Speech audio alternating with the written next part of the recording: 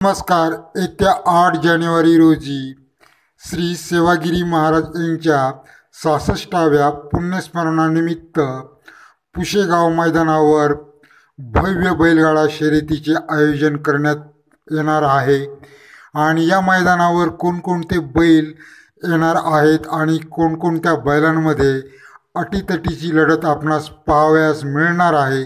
त्याचबरोबर कोणकोणत्या बैलांचे आत्तापर्यंतचे पैरे फिक्स झालेले आहेत ते सुद्धा मी या व्हिडिओमध्ये आपणास सांगणार आहे. मित्रांनो, मानाचे पहिले हिंदकेसरी मैदान म्हणजे तीर्थक्षेत्र पुशेगाव.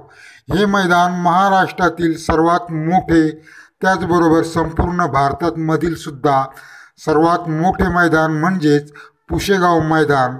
हे मैदान यावर्षी 8 जानेवारी रोजी होत आहे आणि या मैदानावर सर्व टॉपचे बैल आणि टॉपचे नाहीत ते सुद्धा बैल येथे आपणास दिसणार आहेत आणि जो तो आपापल्या परीने पुशेगाव हिंदकेसरी होण्याचा मान पटकावण्याच्या तयारीमध्ये असणार आहेत.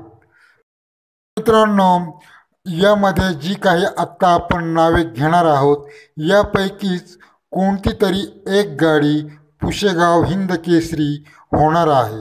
तर यामध्ये बैल येणार म्हणजेच बकासूर, त्यानंतर मोठा सोन्या आता थोडा चांगला झालेला आहे, त्यानंतर महान भारत केसरीमध्ये 1 नंबरचा मानकरी हरण्या, मथुर,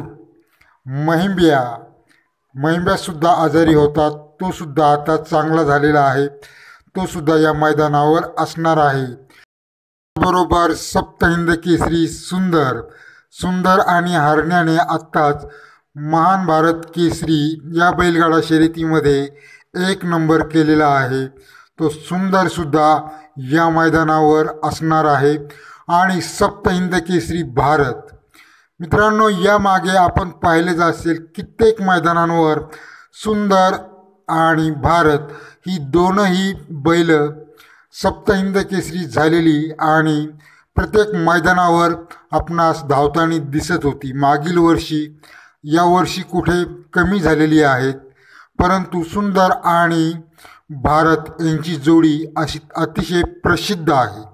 त्यानंतर बैजासुद्धा असणार आहे, लक्ष्मणराव, बलमा, तसाच सर्जा निंबाळकर सर यांनी आता घेतलेला.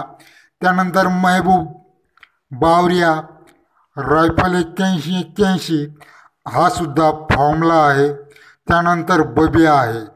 हे सर्व टॉपचे बैल आणि मी काही नावे विसरलेलो आहे. हे सर्व बैल या पुशेगावच्या हिंदकेसरी मैदानावर आपली अटीतटीच्या लढतीमध्ये पाहावयास मिळणार आहेत.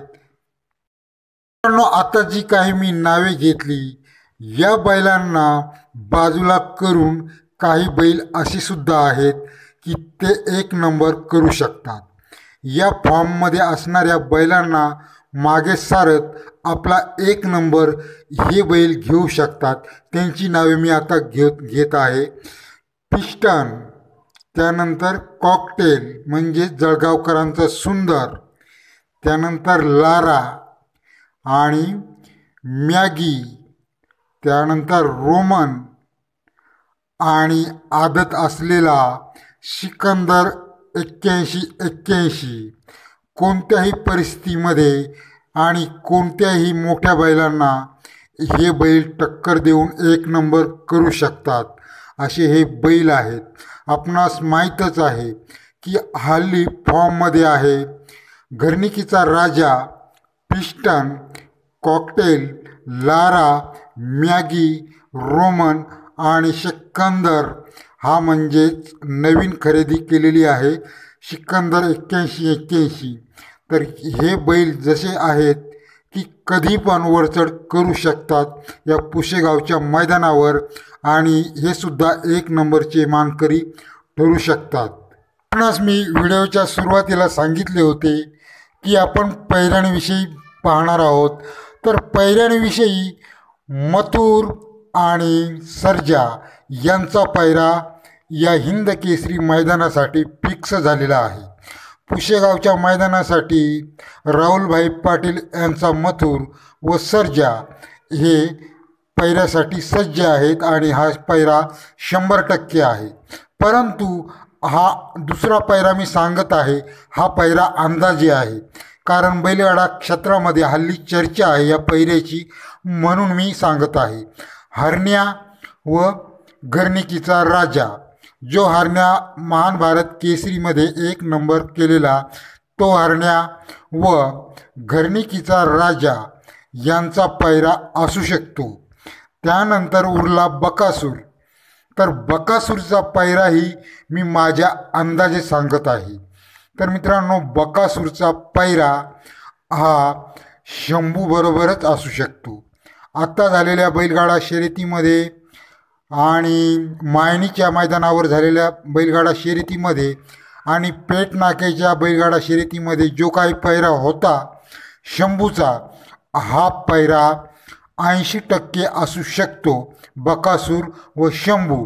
कारण ही जोडी खूप चांगल्या प्रकारे धावत आहे आणि हा पैरा पब्लिकच्या पसंतीचा आहे, म्हणून माझ्या अंदाजानुसार मी हा पैरा सांगितलेला आहे. आपल्या मते कोणता पैरा असू शकतो? मित्रांनो, या हिंद केसरी पुशेगावच्या मैदानावर आपणास खरी लढत कोणकोणत्या बैलांमध्ये पाहावयास मिळणार आहे. तर यामध्ये बकासूर तर आहेच. बकासूर हा कोणत्याही बैलाला टक्कर देण्याची तयारी दर्शवत असतो आणि कोणत्याही बैलाला तो पराजित करण्याची क्षमता त्याच्याकडे आहे. त्यानंतर मथुर आहे, त्यानंतर सर्जासुद्धा आहे आणि आत्ता फॉर्ममध्ये असलेला महान भारत केसरीचा मानकरी हरण्या आणि सुंदर यांच्यामध्येही खूप पॉवर आहे की ते कोणत्याही गाडीला मागे टाकू शकतात. तसेच रायफल 81-81 सुद्धा कमी नाही आणि बुलढाणा एक्सप्रेस बब्या, सातारा एक्सप्रेस बलमा हे जसे बैल आहेत ते खूप वेगवान आहेत, कोणत्याही क्षणी 1 नंबर करू शकतात. अजून दुसऱ्या बैलांविषयी सांगायचे झाल्यास रोमन आहे. रोमनसुद्धा खूप पळणारा बैल आहे. त्यानंतर भारत आहे, सप्तहिंद केसरी भारत. त्याने जर वेग वाढवला तर तो सुद्धा जिंकू शकतो. तसेच बैजा आहे आणि बरेचसे असे काही बैल आहेत ते कमी पडू शकत नाही. कोणत्याही क्षणी आपली बाजू पलटून 1 नंबर करू शकतात, कमीत कमी फायनलमध्ये तरी राहू शकतात. तर मित्रांनो, हा व्हिडिओ कसा वाटला? चॅनलला सबस्क्राईब करा, लाईक करा. भेटूया. धन्यवाद.